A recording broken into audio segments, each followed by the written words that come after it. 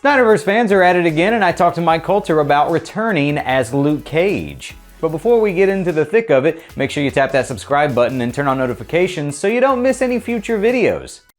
Ah, the best geek news.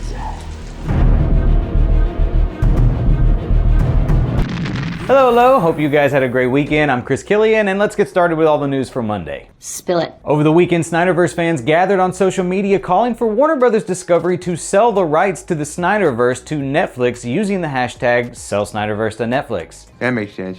The hope appears to be that this hypothetical purchase would allow DC Studios to still create their new DC universe while also allowing the Snyderverse to continue existing on Netflix. Nothing's happening. Or will ever happen. Come on, I don't have to explain the dozens of reasons why this will never happen, right? Okay, good. Let it go. Plane hits theaters on January 15th, and I'll be giving you my thoughts on the movie on tomorrow's show, but in the meantime, I got a chance to sit down with stars Gerard Butler and Mike Colter, and you know I had to ask about Luke Cage. I had to. Check it out. Are you keeping yourself in Luke Cage shape in case you get the call from Marvel to come back?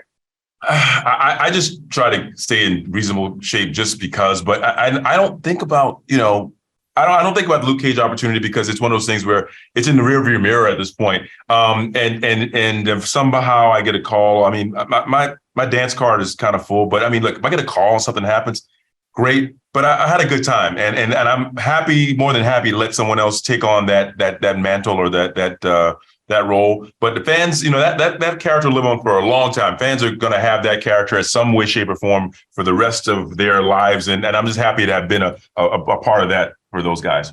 It was a rhetorical question. I can see the gun show. I know that you're staying in shape. Now, as you likely know, a little while back, Kristen Ritter was spotted wearing a Daredevil shirt at the gym, so lots of fans have been speculating we'll be seeing the return of the Defenders in Daredevil Born Again. Based on Mike's response, he could either be stonewalling the crap out of me, It's possible. or he might genuinely be ready to move on from the role, in which case I'll just end this with what I always say. Time will tell. And that's that for Monday. Thank you guys so much for stopping by today, and tell me in the comments if you'd want to see Mike Colter return as Luke Cage. Sweet Christmas.